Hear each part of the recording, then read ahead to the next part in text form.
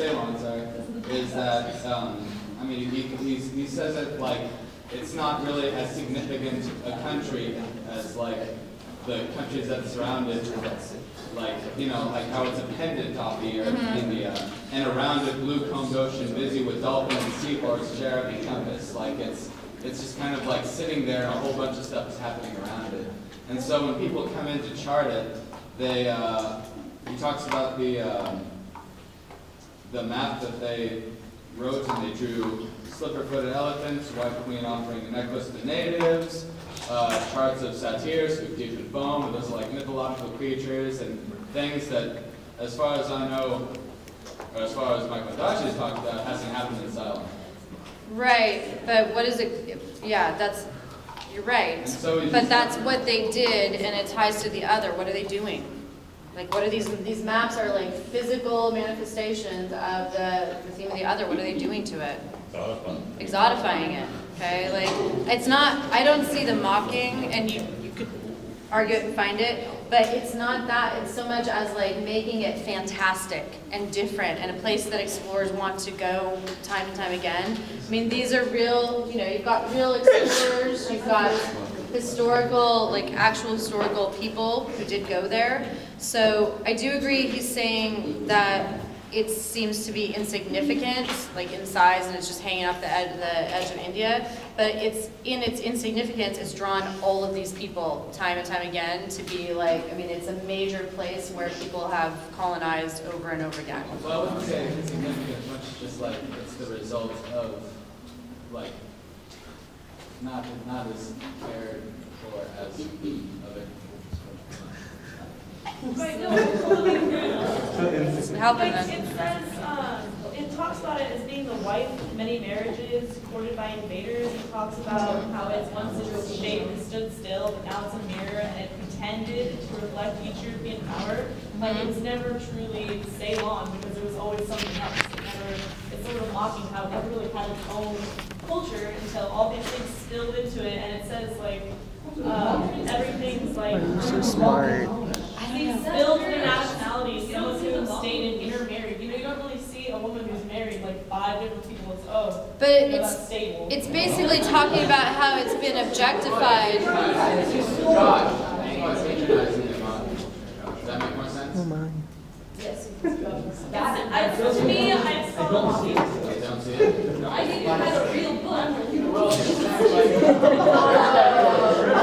I'm not smart when I hear comments. Okay, well, I guess if you were to say that it's I'm mocking not it, smart when I hear comments like that. listen up. If you were to argue it's mocking it, I would push back and say, then why is he so passionate about finding the history of it and being a part of it and going back there? Like, that's not, this is him. I would say it's a result of patronization, not really mocking. Mocking was the wrong word.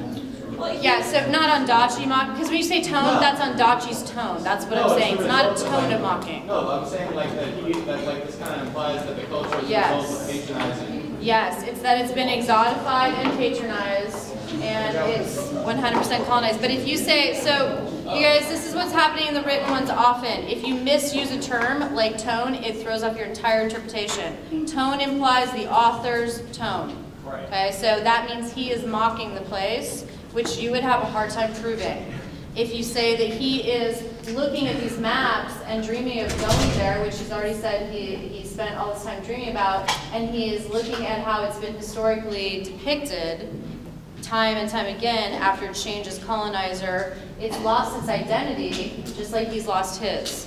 So the mocking is dangerous if you tie it to Ondaatje. Does that make sense? It's not dangerous if you look at like how, you know, like these, you know, satyrs and all these other things are being highlighted by the explorers. Okay, so he's looking at that, and I feel like it's very much, you know, like he wants to prove it wrong. Like he says, at the center of the rumor, you know, he's looking at his family here at the center of the rumor. Like this whole history of the place has become a rumor he needs to explore. Does that make sense? So, but mocking is different than exotifying and patronizing in a theme. Does that make sense? Okay.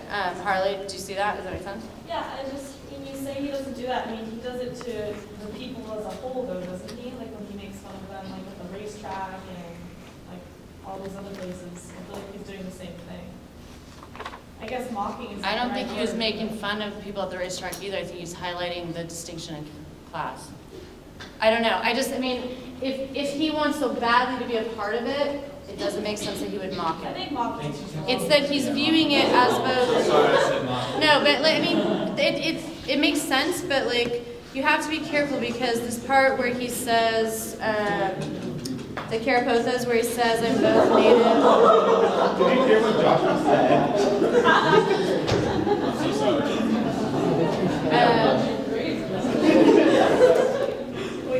Watch you drop his oven. What did he say? Yeah. Okay, it ties to this. Okay, so, and this is the Carapotha one. I sit in a house on Buller's Road. I am the foreigner. I am the prodigal who hates the foreigner. Like, that's what it's getting at. Is like he's disconnected because he is the foreigner. He hasn't been there in 30 years. So he's seeing it from outside, but he also remembers why he loved it and why he feels drawn back to it. That's the inside. So that's what, I mean, so you want to look at the contrast of like, he is in a very strange place because he's displaced. Like he's a displaced person, just like Elliot, and he's trying to make sense of all the pieces of his life. Does that make sense? That's different than, for instance, where he is mocking things about his father later, right? Because that's his take on it. He's angry. Okay, Cassidy?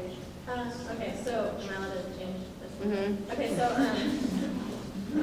okay. Anyway, so I feel like he's relating the changing idea of silence to his family.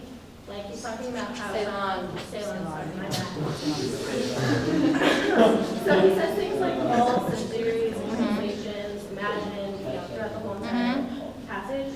And then he talks in the end about like how his a relative of his like came and then married some other girl and blah blah blah. And so he's like kind of relating like his changing family, the history he doesn't know. The history of Ceylon should be very clear in its terms. Mm-hmm.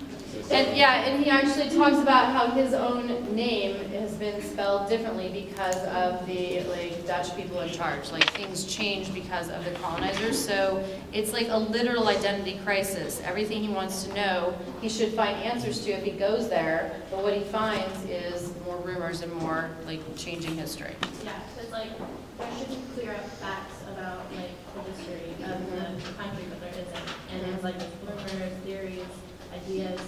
Just like a family. Mm-hmm. You could also say, I mean, it's personification, like the country's being personified as being like property, like treated as like a slave or an object by everyone else.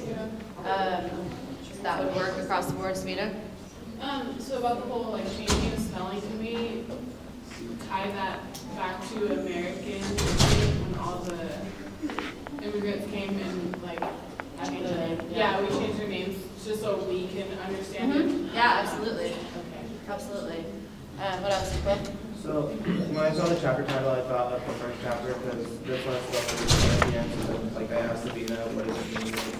So it's like the European spelling, correct? Like tropical Asia. Oh, yeah. Yeah. So It's like old European. yeah. Like the equivalent of Old English. Yeah. So it's just like representing the colonization and things like that. Yeah. So, And it's also important, like, he gives all the names that it's had except Sri Lanka, which is what it is when he goes there. Okay, so he hasn't, like, he's looking at the past, solely at the past. What it was when he left it, it was Ceylon. When he goes back to it, it's Sri Lanka, which is why it's lost the meaning to him. So he doesn't put that in there. Zach? What does prodigal mean? The prodigal son is like the one who was supposed to do all of the good things, and he left and let the family down, and then he returns. And so if you're, so he Is is, that like a reference to like story? yeah. The biblical, it's, yeah. Is it a proverb or is it a, It's a Biblical. It's a, one of the stories she was told. yeah, it's a parable told by Jesus. The story of the prodigal son who, like, if a parent is like putting all of their like everything into one kid and ignoring the other one, and that one goes away, they forgive the fact that that kid went away and they welcome them back, and they ignore the fact that they're betrayed by the one like close to them. So he's the prodigal son because he feels like he betrayed his country by leaving it, and he came back but when he comes back, it's unrecognizable, and so is he. Like, it isn't fit. The prodigal son is really like killed the guy's cat and stuff like that, and like really like appreciated that he went back to it. Yeah, yeah. So he's using kind of that